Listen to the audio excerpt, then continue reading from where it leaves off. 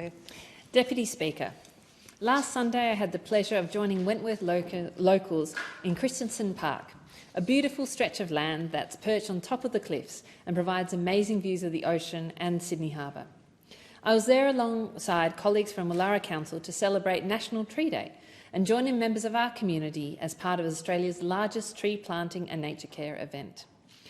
I was in the park planting trees, tending to grasses and talking to Wentworth locals about the importance of conserving our natural environment and combating the climate crisis.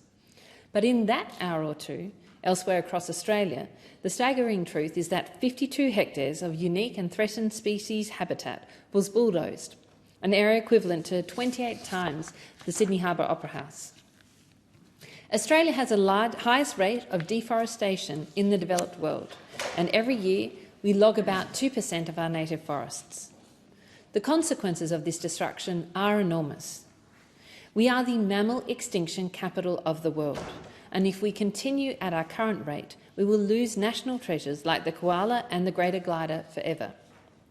In southern New South Wales, there are just 2 of over 250 threatened species which have been affected by native logging in the last 2 decades. And most of this logging is to make low-value products like wood chip and paper pulp, which could be get from plantations instead. Beyond the damage to our environment, the logging of native forests is also making the climate crisis worse. Our native forests are an incredible, powerful carbon sink. For centuries, they have taken carbon dioxide out of the air we breathe, stored it safely under the ground and used it to generate new life. When we cut them down and we burn what's left to help clear the land faster, forestry experts estimate that it generates emissions of up to 15 megatons each year.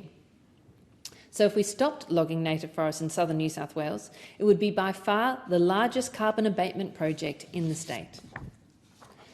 Whilst native forest logging is destroying our environment and accelerating the climate crisis, it's also costing us money.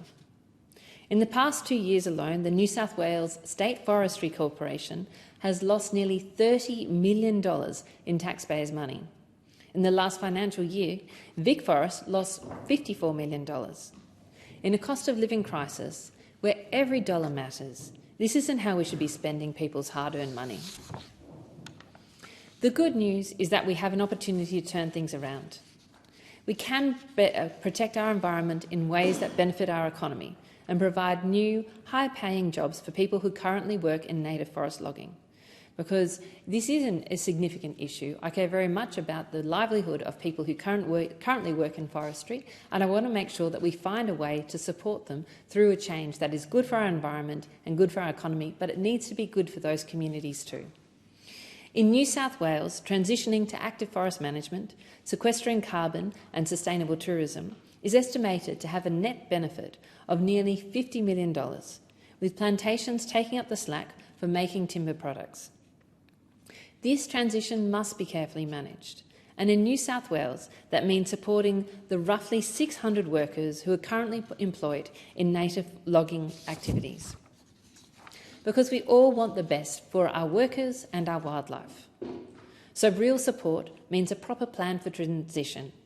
It doesn't mean creating a culture war that pitches people in the cities against people in regional and rural Australia.